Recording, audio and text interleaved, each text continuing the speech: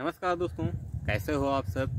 मैं हूं आप अपना दोस्त अनीस। और दोस्तों आज हम बात करने वाले हैं अपनी आलू की खेती के बारे में कि आलू की खेती आपको कैसे करना है और क्या करना है। तो देखिए दोस्तों, आप पीछे साइड देख सकते हैं कि मेरे यहाँ पर आलू लगा हुआ है। मैंने आपको पहले भी दिखाया था कि आलू मैंने लगाया हुआ है। तो आप दोस्तों इस साइड पे देख सकते हैं कि जो वो आलू लगा हुआ है वो दोस्तों हमने सबसे पहले आलू लगाया था। लेकिन जो आप दोस्तों इस साइड आलू देख सकते हो या जो इधर साइड पे ये आलू लगा हुआ है, ये पूरा आलू दोस्तों हमने बाद में लगाया हुआ है। इन दोनों के बीच का डिफरेंस दोस्तों तकरीबन 20 दिन का रखा है। वो दोस्तों हम आपको आज समझाने वाले हैं कि हमने इनका बीच का डिफरेंस इतना क्यों रखा हुआ है। हालांकि दोस्तों हमने किसी कॉमर्शियल पर्पज़ के लिए या सेल करने के लिए नहीं लगाया है, हमने खुद के अपने खाने के लिए लगाया हुआ है। लेकिन आपको भी दोस्तों उसमें बहुत सारी चीज़ें ध्यान रखनी पड़ती हैं कि आपको अपने हिसाब से कब कौन सी चीज़ चाहिए होती है, प्लस आपको खेती के हिसाब से उसमें चीज़ें इम्प्लीमेंट करनी पड़ती हैं। तो इन दोनों को जब आप कॉम्बिनेशन करेंगे तभी आपकी आलू की फसल बहुत अच्छी होगी। तो दोस्तों वो जो फसल है वो दोस्तों हमने लगाए थे तकरीबन 1 नवंबर के आसपास में। और जो ये वाली दोस्तों हैं ये तकरीबन है आपका दोस्तों 28 नवंबर के आसपास का जो है। तो दोस्तों आप ये चीज़ समझ लीजिए कि आपको अपने आलू के खेत में क्या करना है क्या नहीं करना है। सबसे पहले आप अपने आलू खेत की 4 से 5 बार अच्छी तरीके से जुताई करवा दीजिए। जिस भी खेत में आप लगवाने वाले हैं।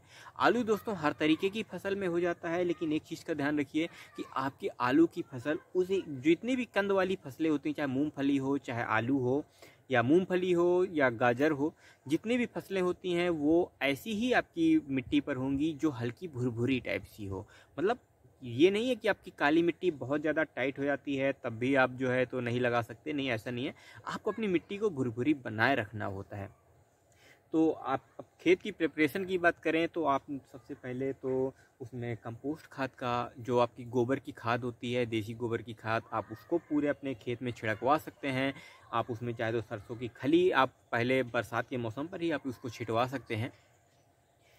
उसके बाद दोस्तों जब आप बुआई करने लगें तो जब आपका लास्ट टाइम पे जब आपकी नाली बन रही होती हैं तो उस टाइम पर दोस्तों आपको तकरीबन 1.5 कुंटल का डीएपी आपको पूरे पे बिछवाना होगा। साथ ही में आपको तकरीबन 80 किलो जिप्सम भी आप साथ में आप प्रति एकड़ के हिसाब से आप पूरा डलवा दीजिए, जिससे आपके आलू की खेती की जो बढ़वार होगी वो दोस्तों अच्छी होगी, हेल्दी होगी। और जो आपके पौधे होंगे बिल्कुल लस ग्रीन होंगे। आप मेरे पौधे देख सकते हो दोस्तों, देखिए बिल्कुल लस ग्रीन है। मैंने इनमें दोस्तों जो है तो हल्का डीएपी का यूज़ किया था। आप समझ लीजिए कि मैंने इसमें तकरीबन 1 कुंटल का बीघा, मतलब जस्ट हाफ के हिसाब से मैंने इस पूरे एरिया में जो किया है। ये तकरीबन दोस्तों आपका 3 बिस्वा का है, तो जिस पे मैंने लगाया है। और ये देखिए आप देख सकते हैं दोस्तों इनकी जो ग्रोथ है वो भी कितनी अच्छी है, जो हेल्थ है वो भी कितनी अच्छी है। अभी तक किसी तरीके कोई दोस्तों दिक्कत नहीं है। प्लस दोस्तों दूसरी चीज़ आती है आपको आलू का सिलेक्शन कैसा करना है।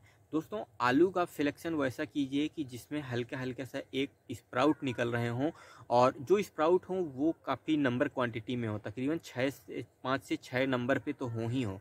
उससे कम का दोस्तों जो होगा, आप देखिए आलू का पौधा बड़ा हो जाएगा लेकिन नंबर आप जो आलू की जो क्वांटिटी होगी वो दोस्तों काफ़ी ज़्यादा नहीं होगी। तो आपको ये चीज़ का ध्यान रखना है।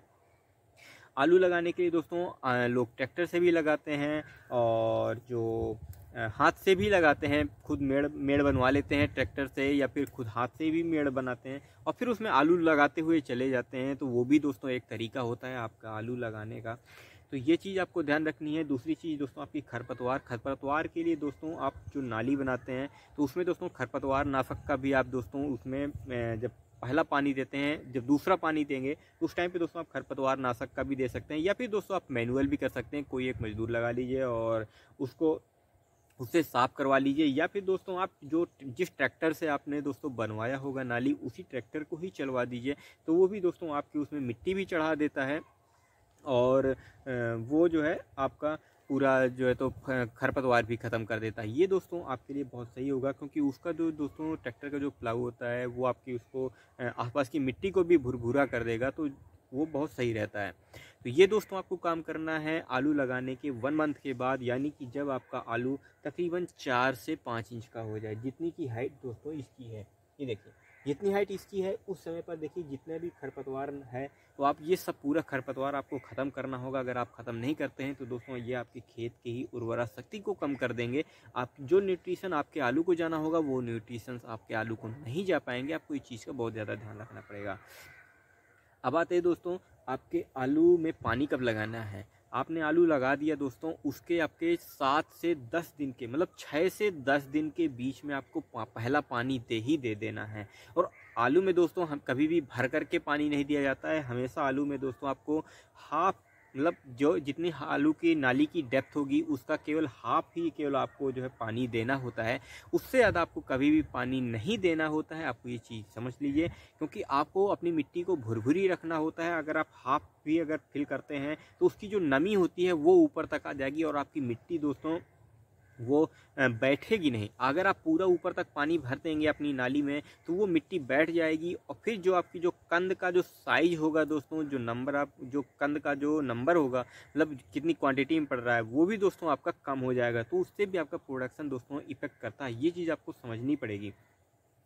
अगली चीज़ आती है दोस्तों आपको अपनी इसके बाद में अब खाद कौन सी देनी है।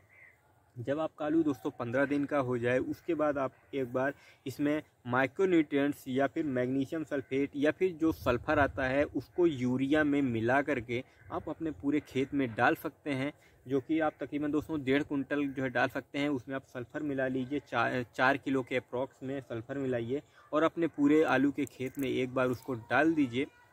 जिससे कि क्या होगा, आपकी जो आपके पौधों पर जो ये ग्रीनरी है दोस्तों वो बहुत अच्छी ग्रीनरी होगी। और देखिए मेरे पत्तों में देखिए आप देखिए कितनी अच्छी बिल्कुल लाइंस देखिए बिल्कुल इसकी दिख रही हैं। तो वो चीज़ दोस्तों आपके पौधे पर जब तक नहीं आएगा तब तक आपका पौधा आप समझिए हेल्दी नहीं है। तो उसकी हेल्थ के लिए भी आपको करना पड़ेगा। लेकिन अगर आपने दोस्तों स्टार्टिंग में ही अच्छी तरीके से गाउडन कंपोस्ट अगर आपने गायों की जो है कंपोस्ट पूरे पे डाल दी है तो आपको दोस्तों यूरिया डालने की आवश्यकता नहीं है। आप केवल सल्फ़र भर डाल सकते हैं, या अगर आपने दोस्तों जिप्सम डाल दिया है तो फिर आपको दोस्तों सल्फ़र भी डालने की आवश्यकता नहीं होगी।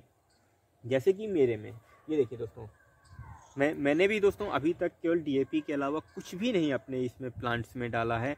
और इसके बाद दोस्तों जब आपका पौधा तकरीबन 28 दिन के अप्रॉक्स में हो जाएगा तब दोस्तों आपको सबसे पहला काम करना है। सबसे पहला काम क्या करना है, आपको अपने आलू के आसपास की थोड़ी सी मिट्टी हटानी है। उसकी जड़ों को देखना है कि उसमें कहीं पर कुछ किसी तरीके का रोग तो नहीं लग रहा है, क्योंकि बहुत सारी तरीके के दोस्तों रोग भी आपके आलू की खेती में लगते हैं।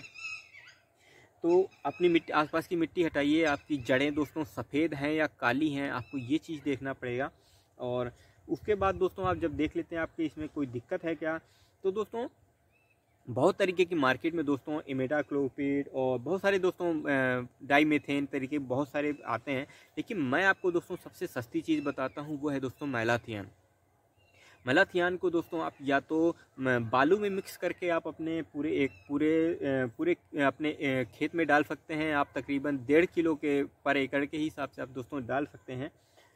और या तो अगर आपको ये मैलाथियन जो है तो दोस्तों बालू के साथ नहीं डालना है तो आप क्या करिए कि जब यूरिया डाल रहे हों या जब सल्फ़र डाल रहे हों तो उसी टाइम पे दोस्तों आप उसमें भी उसको भी मिला दीजिए, मैलाथियन को भी मिला दीजिए और अपने पूरे खेत में डाल करके और फिर बाद में दोस्तों आप पानी लगा दीजिए। दूसरा पानी दोस्तों 28 दिन के बाद लगेगा।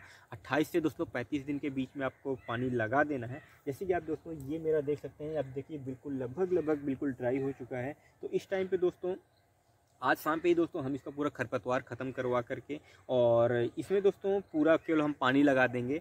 और क्योंकि हमारी इसमें दोस्तों कहीं भी किसी तरीके कोई रोग नहीं दिख रहा है। आपको अपने पौधों को ऐसे हिलाना है तो उसमें छोटे छोटे से दोस्तों आपको मच्छर तरीके छोटे छोटे से आपको नीचे उड़ते हुए समझ में आएंगे। अगर वैसा समझ में आ रहा है तो आप दोस्तों M45 नाम से डाइमिथेन M45 नाम से एक दवा आती है, आप उसका दोस्तों स्प्रे एक बार ज़रूर से ज़रूर करा दीजिए। अगर वो आपके दोस्तों अगर खेतों में अगर लग गई तो आप ये समझ लिए आपका आलू का प्रोडक्शन दोस्तों तकरीबन 20% के लगभग जो कम हो जाएगा। अगली चीज़ आती है दोस्तों, आपको अपने पौधे पर जो अब 1 महीने के बाद दोस्तों आपका कंद बनना लगभग आपका स्टार्ट हो जाता है। आप कितने नंबर ऑफ क्वांटिटी में कंद बन रहे हैं वो चीज़ भी आपको दोस्तों समझ में आने लगेगा। उसके लिए आपको दोस्तों क्या करना है कि अपने खेत पर मैग्नीशियम सल्फेट, आयरन सल्फेट और जो बोरॉन सल्फेट होता है, इन तीनों का दोस्तों मिक्सअप करके, अगर आप दोस्तों ये तीनों नहीं, अगर ये तीनों मिल जाते हैं तो आप इन तीनों ले लीजिए और इन तीनों का मिक्सअप करके 3 किलो पर एकड़ के हिसाब से दोस्तों आप पूरे में दोस्तों या तो स्प्रे कर दीजिए, या अगर दोस्तों आप ये चीज़ अगर आपको नहीं मिलता है तो आप क्या करिए कि अपना जो आपने जिप्सम लिया था वही सेम जिप्सम ले लीजिए और पूरे अपने इसमें आलू के खेत में तकरीबन 1.5 कुंटल का पर एकड़ के हिसाब से आप पूरे में डाल दीजिए। उससे क्या होगा कि जो आपके आलू के जो कंद होंगे वो अच्छे हेल्दी होंगे। और दूसरी चीज़ क्या होगी कि जो आपको ये इसकी जो नसें दिख रही हैं बैक साइड में देखेंगे, जो ये लाइन सी दिखती है, ये दोस्तों आपके पत्ते की नसें हैं। इससे वो आपका कार्बोहाइड्रेट उठा करके आपको आपके जो है जो जड़ होगी, जो कंद होता है, उसमें ले जाने का काम जो है दोस्तों बहुत सही तरीके से कर देता है, सुचारू रूप से कर देता है। आपका पौधा तो दोस्तों हेल्दी था, लेकिन जो आपके आलू के जो कंद हैं वो भी दोस्तों अच्छी तरीके से हेल्दी होंगे। तो ये चीज़ आपको ध्यान रखना है दोस्तों। इसके बाद आपको क्या करना है, पोटाश यूज करना है। सबसे लास्ट में आप पोटाश यूज कर सकते हैं। आप मार्केट में जो आपको रेड पोटाश मिलता है आप दोस्तों उसको यूज कर सकते हैं, जो कि 0060 होता है।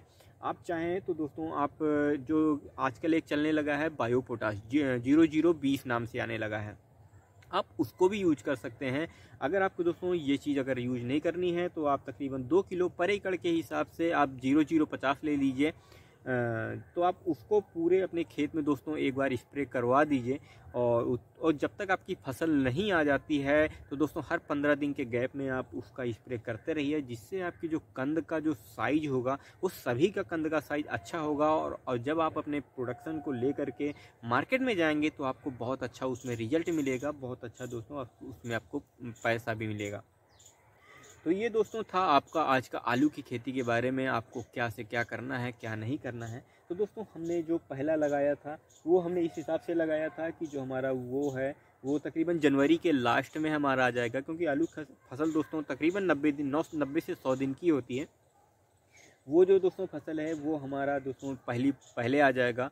तो वो उसकी हम हार्वेस्टिंग दोस्तों थोड़ा जल्दी भी हार्वेस्ट करेंगे, क्योंकि हमें जल्दी से आलू मिलने लगे, क्योंकि आलू हमारे खाने भर के लिए तो हो ही जाएगा हमें, क्योंकि मार्केट में थोड़ी ना सेल करना है।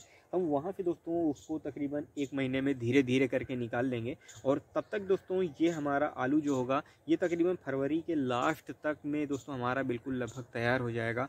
तो ये दोस्तों हम इसको इस हिसाब से रखेंगे कि हम इसको स्टोर कर सकें। तो स्टोर करने के हिसाब से जब निकालेंगे तो ये दोस्तों हमारा तकरीबन गर्मियों तक के लिए आलू लगभग हो जाएगा। तो दोस्तों आप भी अपने यहाँ पर अगर आपके पास कोई प्लॉट है या आपके पास कोई छोटा से अपने खेत में छोटा सा एरिया निकालिए, उसमें अपने हिसाब से अब दोस्तों ज़रूर से ज़रूर लगाइए सब्जियाँ। तो होप दोस्तों आपको हमारी आज का वीडियो अच्छा लगा होगा। तो अगर अच्छा लगा है तो दोस्तों हमारे प्लीज़ चैनल को थोड़ा सा सब्सक्राइब कीजिएगा, हमें भी थोड़ा सा सपोर्ट मिलेगा। और लाइक कीजिएगा वीडियो को। तो फिर मिलेंगे आपके साथ एक नई ऐसी ही इन्फॉर्मेशन के साथ। तब तक के लिए नमस्कार, टाटा, बाय बाय।